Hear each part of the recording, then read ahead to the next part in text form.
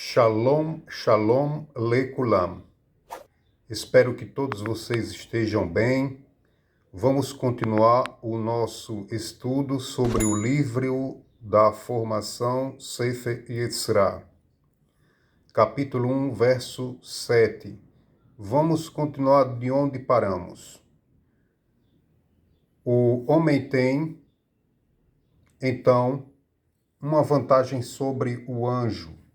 Sua existência neste mundo inferior capacita-o a chegar cada vez mais alto. Existem conceitos do bem criados por Hashem e, como decretos, acham-se intimamente ligados a ele. O que significa isso? Significa que Hashem outorgou sua Torá e ela vem recheada de decretos, são chamadas de mitzvot no hebraico, quer dizer mandamentos. E os mandamentos se ligam a coisas físicas. E através dessas ordenanças, as quais a pessoa vai ligar-se a um meio físico determinado por Hashem, e Hashem estipula as regras através dos sábios para o bom cumprimento de determinadas mitzvot, e essas leis são chamadas de halachot. E a pessoa, ao praticar uma mitzvah, por exemplo, tzedakah, que tzedakah se faz com dinheiro. Dinheiro é um objeto físico.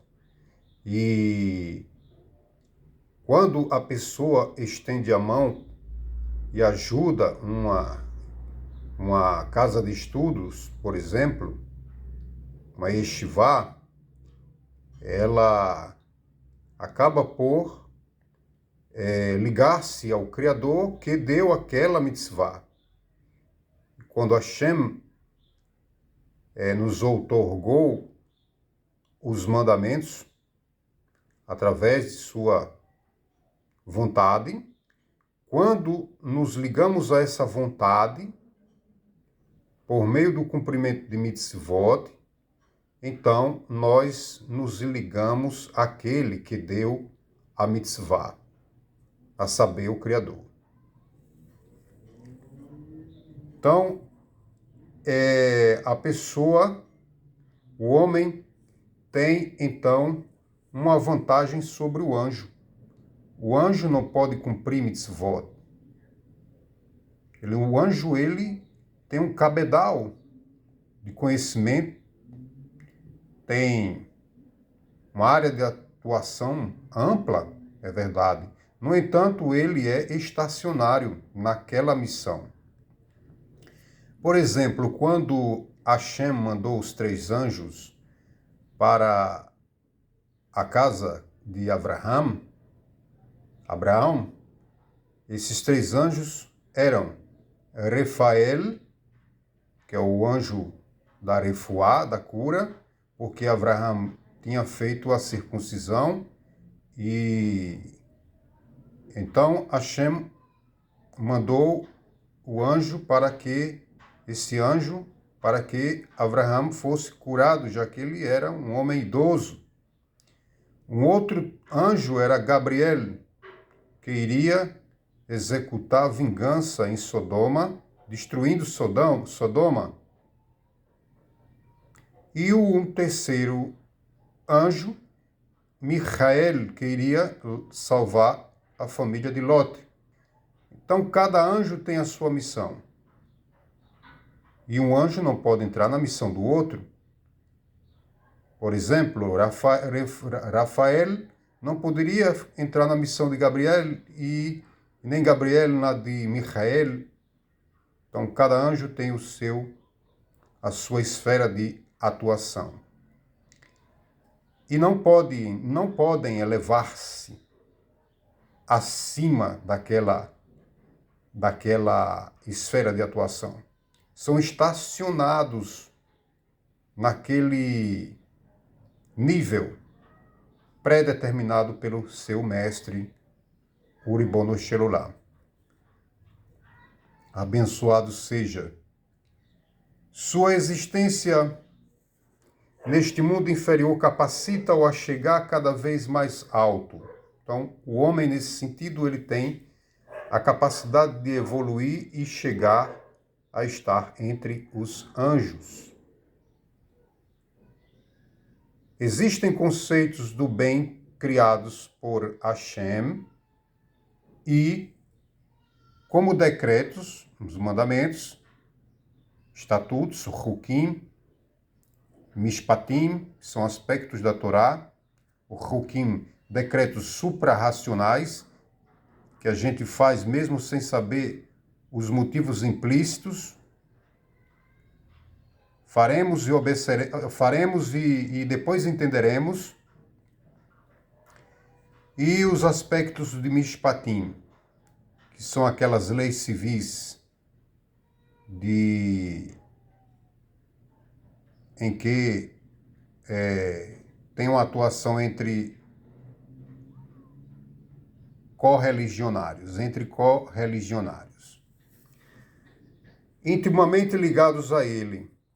Quando o homem envolve-se fisicamente com tais conceitos bons, conceitos que Hashem impregnou nos mitzvot, nos mandamentos, são conceitos bons. E esses conceitos bons estão relacionados a algo físico, por exemplo, tefilim, que é uma tira de couro com caixinha que coloca no braço, na cabeça, alguém que coloca, tem conceitos bons, tem luz. Teve um modo de fazer correto, especificado pela Halachá, a lei judaica, e o sofer, ao fazê-lo da forma correta, atrai essa luz e, ao fazer as berachot sobre essa peça de couro, a pessoa se liga ao seu Criador. Então, é através de coisas físicas que nos ligamos ao Ribono Shel Olam, o mestre dos mundos. Liga-se a Hashem em sentido literal.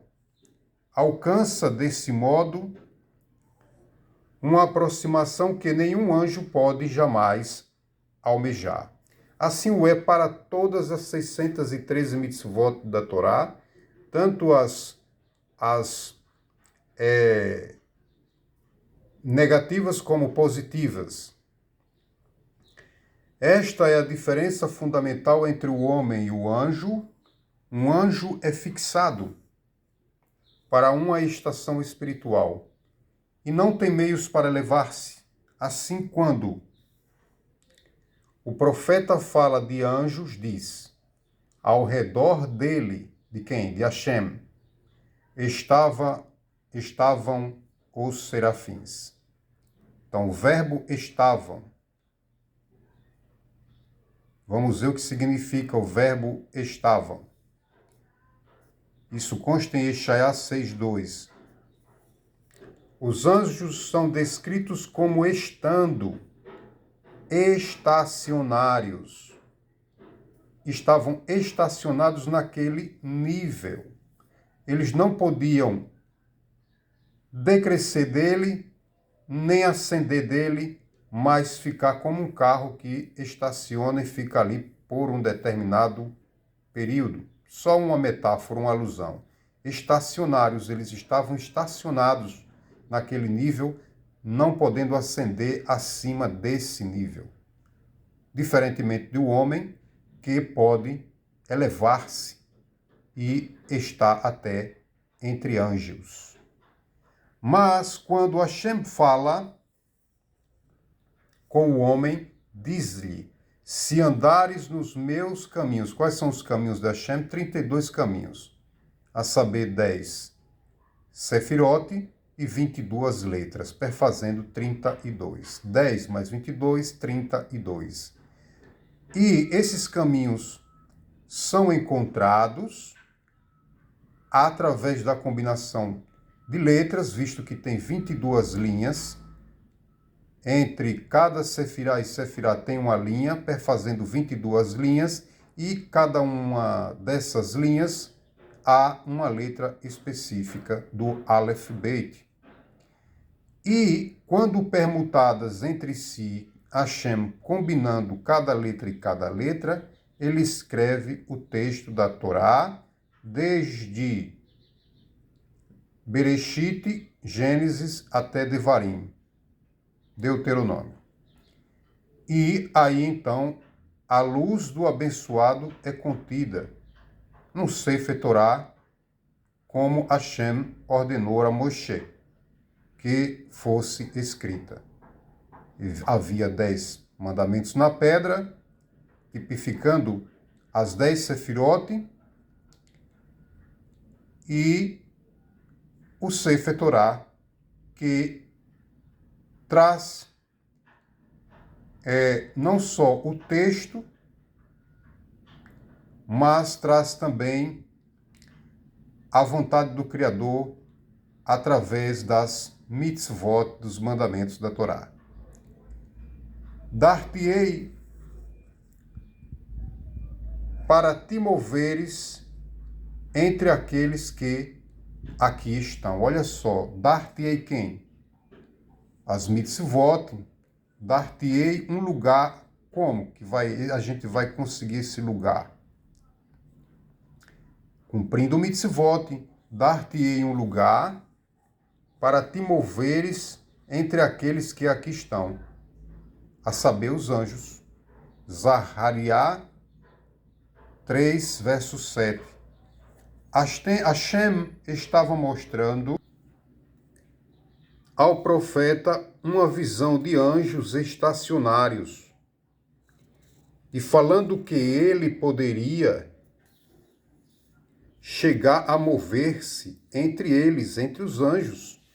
Então, o homem pode evoluir tanto, e ele só evolui ligando-se à vontade do Criador, a saber, as mitzvot, os mandamentos que estão no Sefer Torá,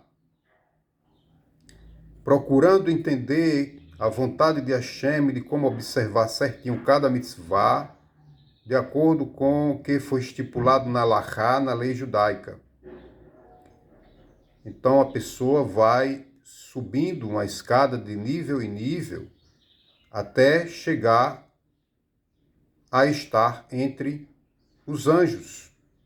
Mas os anjos não podem ascender de seus níveis e nem conhecer o nível de um outro anjo, cada um no seu nível. O homem pode deslocar-se de nível em nível, mas os anjos estão atados ao seu plano particular. Eles ficam atados, estacionados ao seu plano, à sua esfera de ação, pré-determinada pelo mestre do mundo, Ribono Shel Olam. Existem muitos níveis no mundo espiritual. Se existisse unicamente o mundo espiritual, não haveria nenhuma possibilidade desses níveis se unirem. O que possibilita a união desses níveis, os quais chamamos de anjos, malachim, é a criação do físico. O físico possibilita que essas forças possam estar unidas num objeto ou ser. Por exemplo, o Zohar fala que nós temos 248 órgãos internos. E cada órgão tem uma força espiritual e às vezes forças opostas, como por exemplo o fígado. Tem uma força espiritual, Samermem e Machmovezikro, e já o pulmão, uma força boa, Avraham, o rim, Yitzhak, Avino. Então, há forças espirituais, malachim, do plural, que corresponde a cada órgão Então, os órgãos são carruagens do rei, são recipientes de energias, as quais chamamos malachim, anjos. E isso só é possível no físico. Sem o físico, essas forças espirituais jamais poderiam unir-se.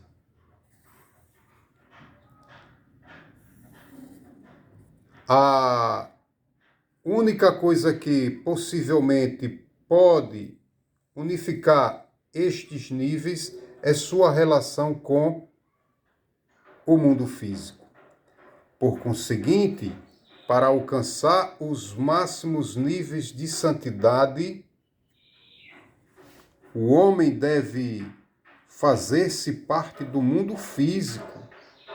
Essa história de ser um ermitão, ir para a montanha e ficar lá totalmente alheio da sociedade, Não, é entre as pessoas que devemos estar, no meio social, enfrentando as dificuldades, os paradoxos, os testes e ultrapassando esses testes e transformando toda a escuridão em luz através do bom comportamento, os quais chamamos de mitzvot, que é a ordenança de Hashem para que possamos criar a luz quando testados. Ao obedecer os mandamentos de Hashem, ele se liga aos mesmos objetos físicos, como aquele, com a letra maiúscula, falando de Hashem, que deu tais mandamentos. Em obediência a esses mandamentos, o homem, portanto, liga-se ao Eterno no grau máximo possível. Então, a maneira de se ligar ao Criador é cumprindo o mitzvot, fazendo tzedakah, tefilá, estudando a Torá e outras tantas mitzvot, que é uma forma de ligar-se à vontade do Criador, sendo então capaz de escalar maiores alturas espirituais. Este é o simbolismo do sonho de Jacó, no qual ele viu uma escada apoiada sobre a terra, cujo extremo alcançava os céus. Gênesis 28, verso 12. Somente mediante ações terrestres podemos subir às mais elevadas alturas. Os diferentes níveis do mundo espiritual, os graus da escada. Então, os diferentes níveis espiritual que estão no mundo físico, e o mundo físico possibilita que eles possam ser unidos. E, então, o homem vai estar numa situação em que tem que escolher entre o que é bom e o que é mal, sendo que o espiritual está dividido entre o bem e o aparentemente mal, aparentemente porque o conceito do mal é porque o teste possibilita a ascensão, a subida, quando a pessoa vence o mal, então o mal se torna o bem, porque a pessoa conseguiu chegar a um nível o qual não o detinha antes. No entanto, se ele vai se rebaixar e decair por não passar no teste, então o mal leva a um conceito esse conceito no sentido mais literal possível. Os graus da escada só podem unir-se quando estão apoiados na Terra, no mundo físico. Então, tem que ter uma ligação com a fisicalidade. O físico serve ao Criador e precisamos compreender e estarmos atentos que é através das coisas físicas as quais nos possibilita a ascensão, porque a escada de Jacó é ligada à terra, ao físico, e seu extremo alcançava os céus, os mundos espirituais. Alguém começa fazendo uma ação aqui no nível da terra com coisas físicas e fazendo da forma como a Alahá manda, a lei judaica, vai chegar a tocar os céus. Porque o que essa pessoa faz, e faz da maneira que faz, como a Alahá manda, e a Alahá foi expressa através do Criador, que inspirou os sábios a chegarem a fazerem cercas através dos mandamentos.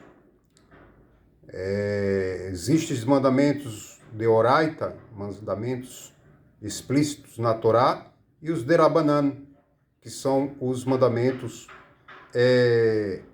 rabínicos, que tem muita força, porque nos dá diretrizes de como observar melhor as mitzvot, os mandamentos da Torá. Nesse sentido, então, alguém que vai fazer assim, vai fazer a vontade de seu mestre, já que estes sábios eram homens que estavam muito próximos do Criador. As Sefirot não são físicas e não parecem estar ligadas a qualquer conceito físico. Como representam diferentes conceitos e níveis, surge então a seguinte pergunta: como podem interagir entre si? Obviamente, o único modo possível é mediante algum tipo de relação com o mundo físico, ou seja, existe uma contraparte em cada coisa física e essas contrapartes possibilitam que as Sefirot, que são totalmente espirituais, possa interagir, manifestar-se, e isso só é possível através do físico. Elas são pentadimensionais, diametralmente opostas, visto que os opostos, no sentido espiritual, só podem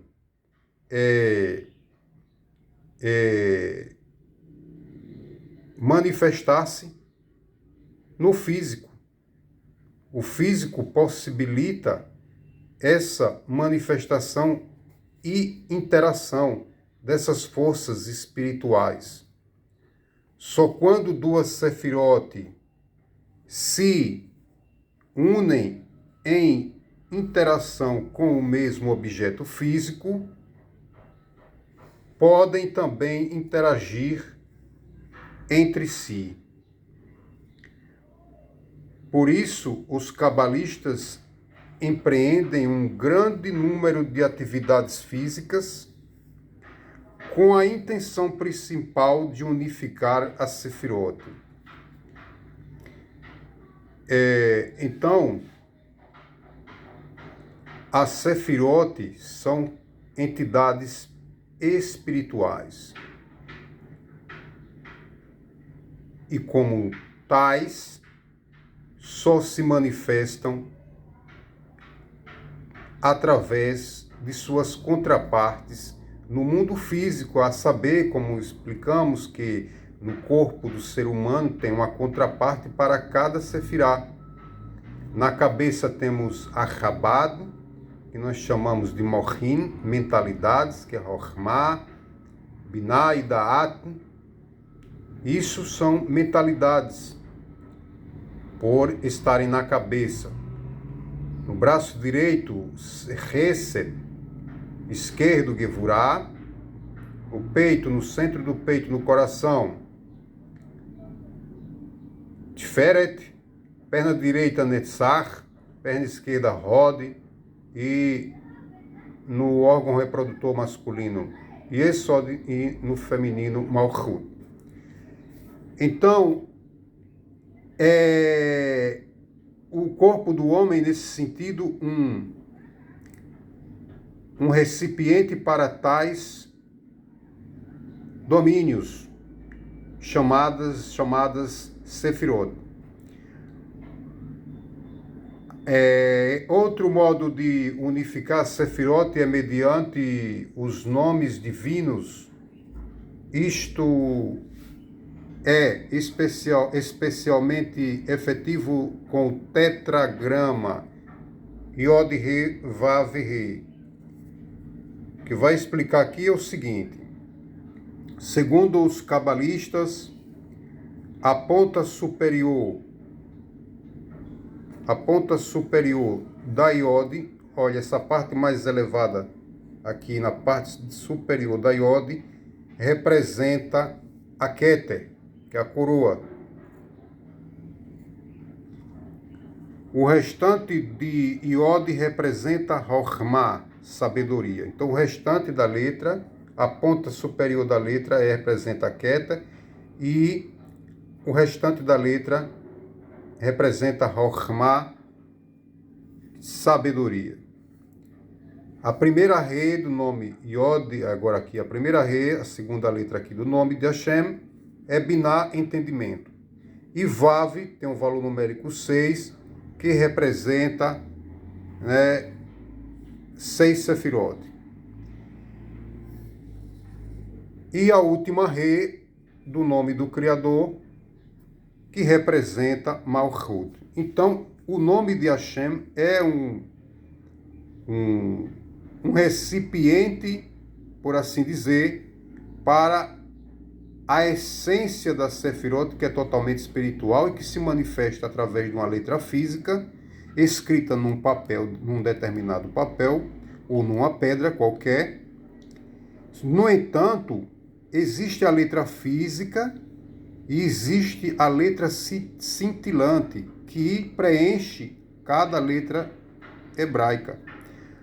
A letra cintilante, na verdade, são anjos.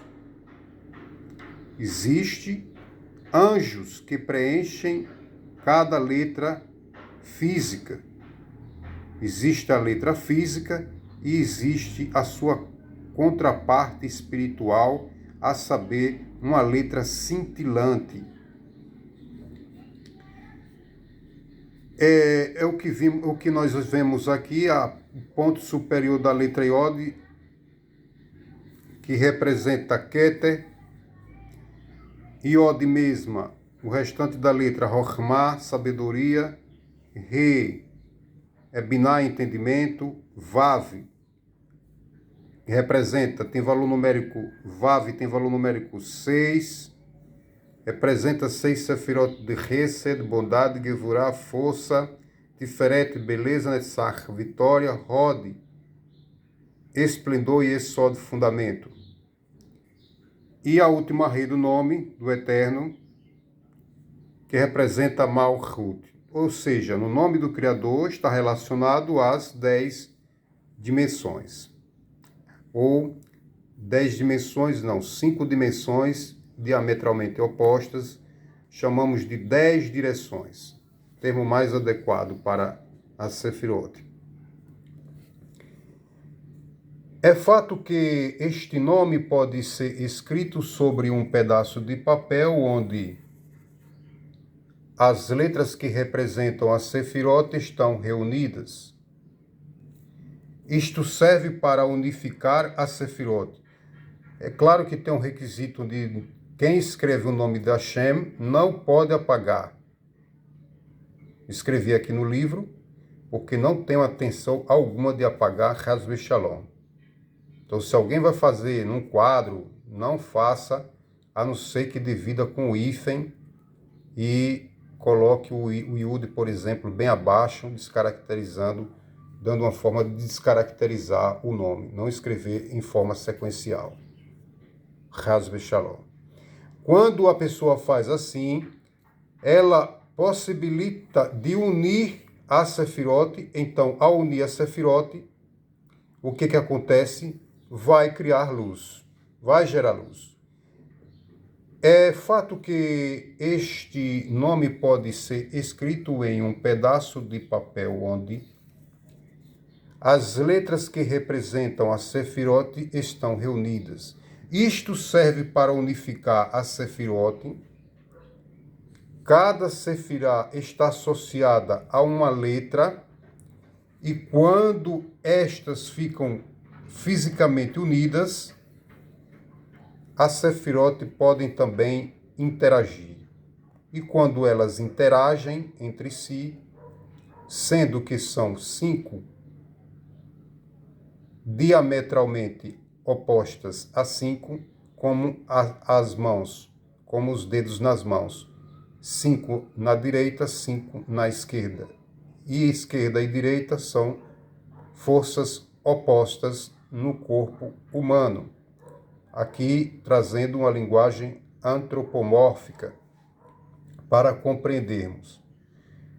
Então, ao escrever no papel, essas forças são unidas e através de Kavanot, de meditação, a pessoa pode unir os opostos, e quando os opostos são unidos num determinado físico, e aí então as letras tornam-se recipientes cósmicos para que as forças espirituais, ou seja, as letras cintilantes, já que cada letra física tem uma letra cintilante, e essa letra cintilante ela é contida na letra física, e ao juntar determinados nomes com Kavanot pode gerar luz, ou seja, a luminosidade da Sefirot podendo até ser vista, dependendo do nível do iniciado.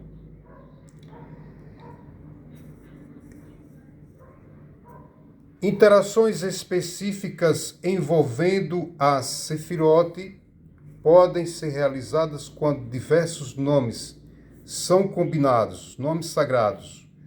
O mesmo é verdadeiro para outros diagramas cabalísticos e representações da Sefirot.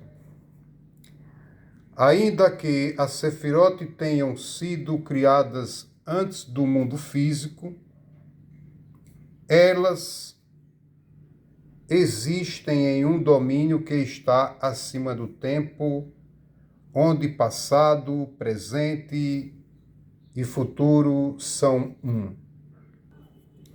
O que isso quer dizer? É que no universo de Atzilut, que é o universo da emanação, que é o universo da Sefirot, lá, presente, passado e futuro é uma coisa só. Já em Binah, que está ligada ao universo de Beriá, que é o trono de Hashem, como vimos nos vídeos anteriores, é onde aparecem os devaneios, os paradoxos, ideias aparentemente opostas. E aí, então, é onde se possibilita essas Sefirot assumirem uma dinâmica em que possibilita que elas possam vir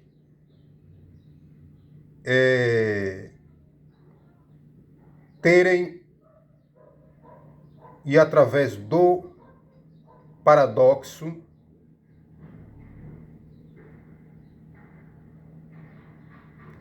com a criação do físico, manifestar-se e tão somente por meio do físico é que realidades espirituais diametralmente opostas podem,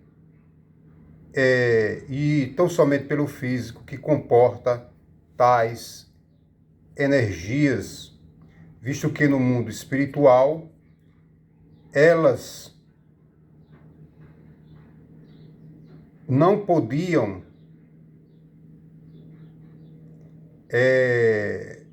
embora houvesse uma comunicação entre elas, claro, e essa comunicação era prevendo que através do futuro seria criado o físico. E então o propósito seria que no futuro, com a criação do físico, elas pudessem interagir de uma maneira mais intensa. É fato que elas teriam uma contraparte física no futuro, o que lhes proporcionou um vínculo com o mundo físico. Mesmo que elas existiam antes do mundo físico ser criado, mas estava implícito que elas tinham um propósito maior, que era estarem em suas contrapartes no mundo físico, como foi tipificado aqui no corpo do homem, e tantas outras coisas físicas, objetos físicos, que elas acabam impregnando e sendo fundamentais nesse contexto da criação, juntamente com os elementos básicos da criação, que são chamadas de letras hebraicas, que existe também, assim como a Sefirot, que são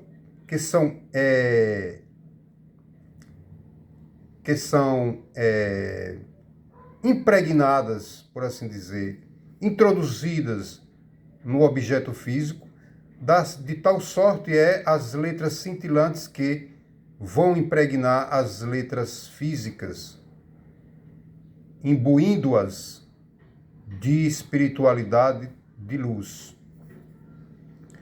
Como Hashem quis que, em algum tempo futuro, as letras do nome pudessem ser representadas por formas físicas e serem escritas sobre um meio físico, elas tiveram uma associação com o plano físico. Assim também o é com as Sefirot, que havia uma finalidade. Por isso que o Sefer Yetzirah fala que o princípio é contido no fim e o fim é contido no princípio. Existe um propósito lá. Antes da criação, passado, presente e futuro era uma coisa só. Havia uma comunicação entre as Sefirot no nível espiritual, mas não era ainda o propósito total. O propósito estava implícito nessa comunicação primária, mas que deveria chegar ao secundário através da criação do mundo físico, que era o propósito do Criador, que houvesse uma manifestação delas através do mundo físico, através de forças contrárias. Por isso dizemos 5 são opostas a 5. E essa oposição é o que gera a luz, assim como o nome Shamaim, que é céus, que é composta por 2 palavras, Esh, Umaim. Maim, água, fogo e água. Gera o quê? Um shalom, gera paz. Uma centelha de fogo é o oposto da água. Então, falamos de Gevurah, que é fogo, e Hesed, que é água. Falamos de Gabriel, que é a Gevurah, que está no nível da Gevurah, dessa Sefirah. Olha aqui, uma Sefirah é, vamos por assim dizer, o recipiente para um anjo, Gabriel, que está plantado em Gevurah. e Michael em Hesed, a bondade. A bondade é mais ligada à água, por isso a Torá é bondosa, a bondade representa a água. E então a união entre essas forças opostas, Gevurah e Hesed, isso é o que nós dizemos de uma dimensão, dois polos contrários. Quando há união entre ambas forças, é onde gera a paz, o Shalom. Nesse sentido, então, era a missão de Hashem fazer as forças opostas habitarem no físico e, através da ação consciente do homem, buscando a compreensão máxima, desenvolvendo sua biná, de como praticar mitzvot, que é a vontade do Criador, e gerar luz, já que luz é gerada através de um polo positivo e um negativo. Assim, um condutor qualquer de cobre não é possível ver, mesmo que esteja sem o isolante, não é possível ver a eletricidade passar, mas a eletricidade está lá. E ao colocar o interruptor e ligar o interruptor que esteja ligado a uma lâmpada, vai gerar a luz na lâmpada. A luz existe em potencial no condutor, mas vai ser gerada na lâmpada. Assim também fazemos quando praticamos mitzvot.